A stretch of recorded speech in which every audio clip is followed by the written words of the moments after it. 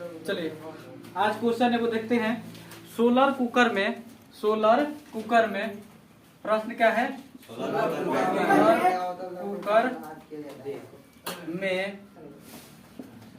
Solar cooker में बड़े बड़े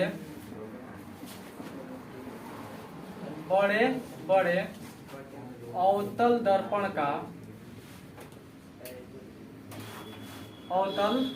का प्रयोग क्यों किया जाता है? प्रयोग क्यों किया जाता है? कल थोड़ा सा बताए थे कि किरण पुंज के बारे में बताए थे। किरण पुंज कब प्रकार के होता है? किरण पुंज कब प्रकार के? पहला तीसरा माने कि किरण पुंज जो होता है 3 प्रकार के होता है। पहला जो होता है अपसारी, दूसरा समांतर और तीसरा अभिसारी। किरण पुंज जो होता है 3 प्रकार के। वही थोड़ा सा हम लोग गौर करेंगे, थोड़ा सा केवल। तो प्रश्न हमारा सोलर कुकर में बड़े बड़े अवतल दर्पण का प्रयोग क्यों किया जाता है? तो सोलर कुकर आप लोग जानते हैं कि इसका प्रयोग खाना बनाने के लिए किया जाता है। इसलिए खाना बनाने के लिए। थोड़ा देर कल्पना कीजिए, अपसारी, अप मतलब बोले थे दूर, अप मतलब क्या बोले थे? और अभी मतलब माने कि अप मतलब कि अपसारी किरण पुंज में जो किरणें है एक बिंदु से निकलकर फैलती चली जाती है। क्या होती है? फैलती चली जाती है। वही हम बताए थे अभिसारी किरण पुंज में कि माने बहुत सारे दूरी से आकर एक बिंदु पर क्या होती है? उसे क्या कहते हैं? अभिसारी। और समांतर तो केवल क्या होती है? बराबर दूरी पर होती है। इसी विषय के बारे में एक और बताए थे। समांतर किरण पुंज का उदाहरण कौन सा है बताइए तो? सूर्य का प्रकाश। किसका? सूर्य का प्रकाश। सूर्य का प्रकाश जो है उस समांतर किरण पुंज का उदाहरण है। किसका उदाहरण है? समांतर किरण पुंज का उदाहरण है। तो हम लोग का देखना है कि मान लीजिए लाइट जलाएं, मान लीजिए सूर्य का जो सनलाइट आ रहा है ऊपर से। जब सनलाइट आ रहा है और बराबर समांतर है और समांतर खाना पे पड़ेगा तो खाना बढ़िया से पक जाएगा? नहीं पकेगा। और वहीं हम थोड़ी देर क्या करते हैं कि समांतर किरण पुंज के रास्ता में एगो अवतल दर्पण लगाते हैं। क्या लगाते हैं? जब अवतल दर्पण लगाएंगे तो अवतल दर्पण क्या करता है? अभिसरित करता है। क्या करता है? जो लाइट होता है उसे क्या करता है? अभिसरित करता है। जब अभिसरित करेगा तो है जी, मान लीजिए अवतल दर्पण लगा दिए, बीच में प्रकाश ही आ रहा है। मान लीजिए क्या है? मान लीजिए प्रकाश आ रहा है जो, और बीच में क्या लगा दिए? अवतल दर्पण। अवतल दर्पण देखिए हाई क्या होता है? उत्तल और हाई अवतल। तो जब अवतल दर्पण लगा दी इसके लाइट के बीच में, मान लीजिए लाइट आ रहा है, सनलाइट इधर से क्या आ रहा है? सनलाइट आ रहा है। और बीच में जब क्या लगा दिए? अवतल दर्पण। थोड़ा सा मिटाते हैं।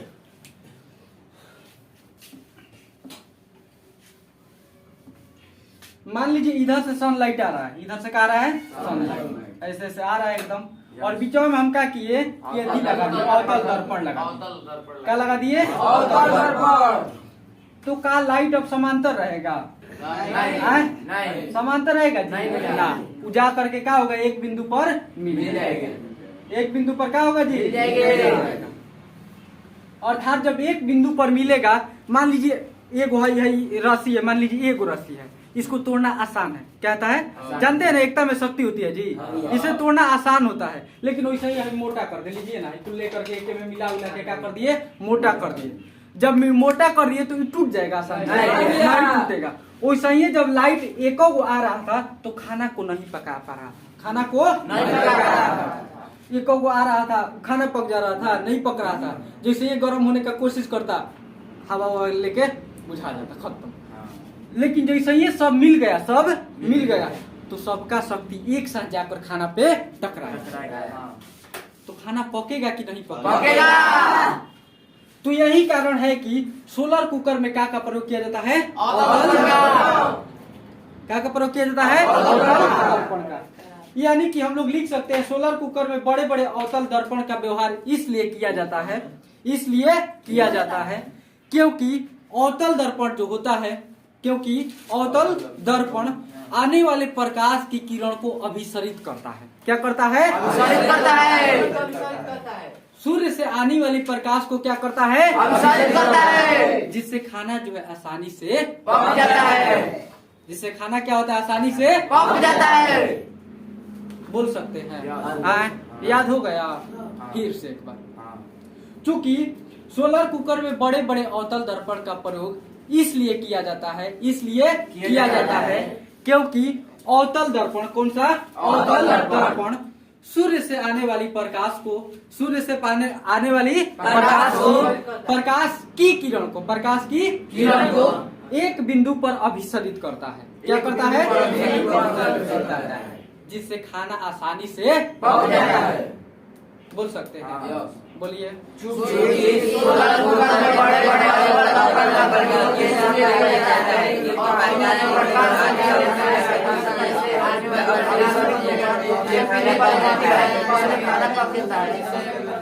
आगे चले, बोल सकते हैं।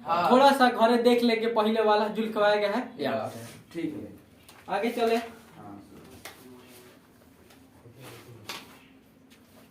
मिटा दे।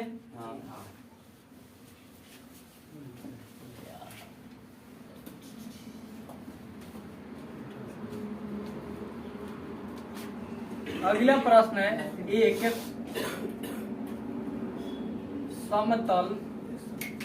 एक समतल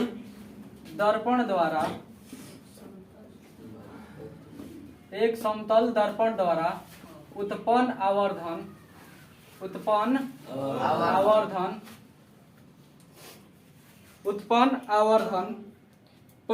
है। क्या है? +1 है। तो इसका क्या अर्थ है? इसका क्या अर्थ है?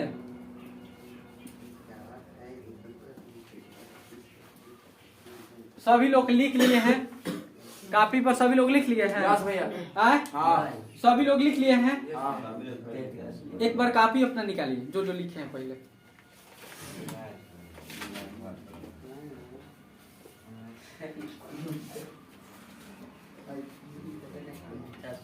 हो गया? अब समझिए थोड़ा सा। पहली बात की, जब हम आवर्धन पढ़ा रहे थे आप लोग को, क्या पढ़ा रहे थे? आवर्धन। तो आवर्धन बराबर बताए थे, आवर्धन बराबर होता है, आवर्धन बराबर में होता है S2 बटा में H1। क्या होता है?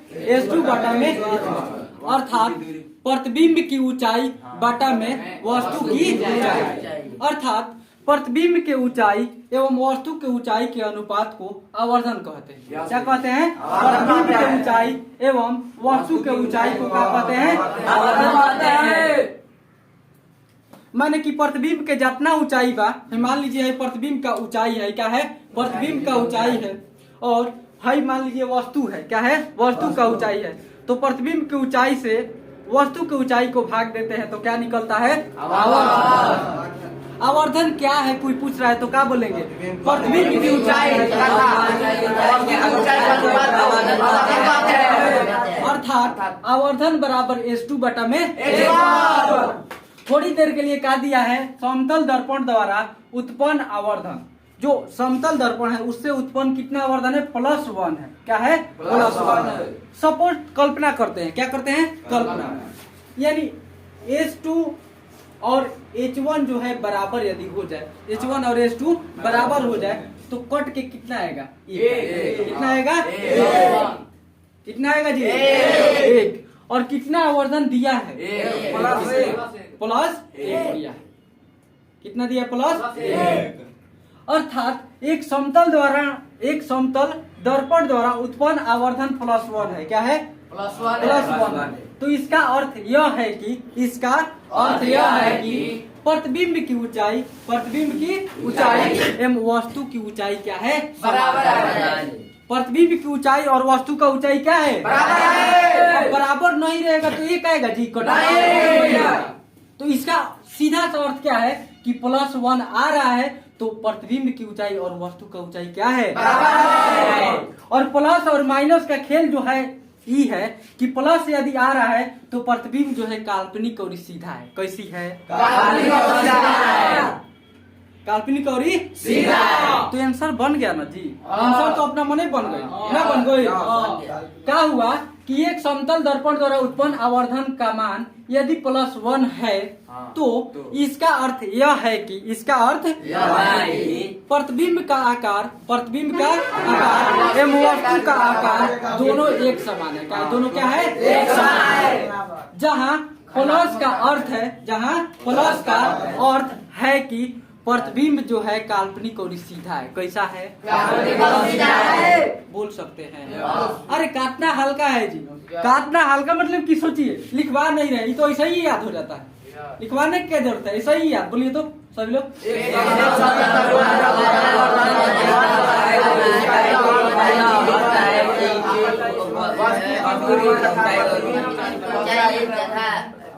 माने वस्तु की ऊंचाई और प्रतिबिंब की ऊंचाई दोनों का बा समान बा, तबे एक ना तो कभी नहीं धरती पलट जाए चाहे आसमान कुछ हो जाए टूट जाए, लेकिन +1 कभी भी नहीं।